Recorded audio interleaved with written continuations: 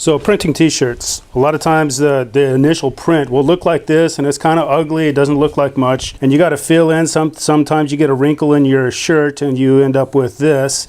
And you can see there's not a whole lot of detail going on here. You can see some of the suckers on there and you know, it's got good form. So then you let it dry a little bit and then you go through with a paintbrush and fill in all the details. You can see this takes your artistic license. Feel free to do anything you like.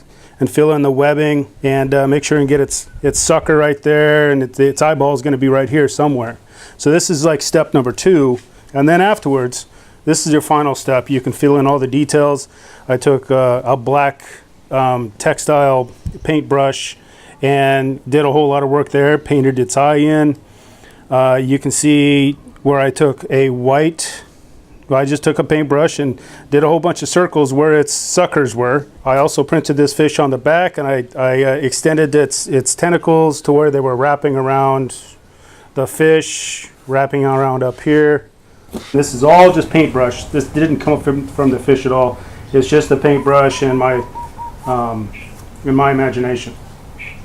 So these are the paints that I use for doing Gyotaku on t-shirts and fabrics. Now this is what I started out with was the cheaper acrylic, which works fine. If you're serious about it, you need to get some thick acrylic that's opaque and stays on top of the material. And this acrylic right here is really nice. It's really thick. And then you need to get some textile medium to mix in with it. And I've used this quite a bit. There's different products out there. But I believe the ratio is 2 to 1. 2 parts paint and 1 part medium. So now you take this textile paint and paint the fish, and it's almost complete opposite of what you want to do for paper, because for textiles you want to put on a lot of paint because the textile, the t-shirt material, will soak up a lot of paint. So you want a lot of paint on there. So I'm putting it on pretty thick. So you can see that I have painted quite a bit of paint on this fish. You need a lot of paint for the textiles because the t-shirt material will soak in a lot of paint. So now you just dab because you want to take care of those brush strokes. You see all those brush strokes along there. They will show up on your t-shirt, on your art, unless you dab them out. Now I'm only doing white for this fish right here because I'm going to put color on the t-shirt afterwards. But I've done quite a few t-shirts to where you're just putting color on the fish itself.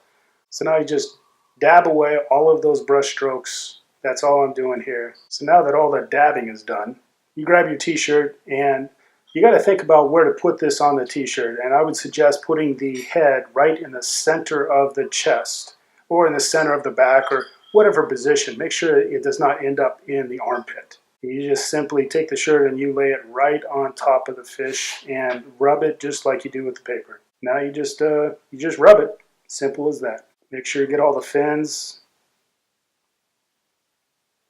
The t-shirt material conforms right around the fish, so it makes it a lot easier than the paper. So now you just lift up and look at that. It's not too bad. You can fill in all the details later.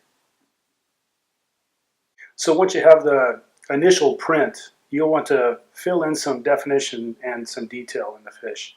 You can use paint brushes, or the foam brush actually works pretty well for it. Notice I'm just going through and filling in some details, defining where the stomach line is, filling in some parts of the fin. This is where, being an artist, you can do whatever you want to do. That's what makes this awesome.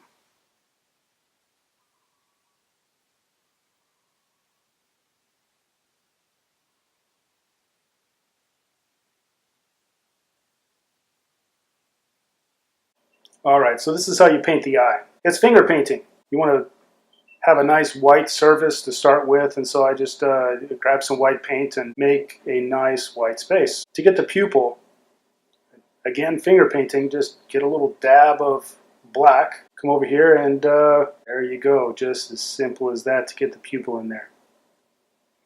So you might notice that I changed the pupil to be round to a teardrop shape, and now I'm applying a specular highlight, which is a fancy word for reflection on the. So now the last thing you want to do is to add in the markings of the fish, and this is where the study of the fish. I look at a lot of photos, you know, these fish have a lot of dots, and the real fish has blue dots, but this is just black and white, so I'm just putting in a bunch of black dots.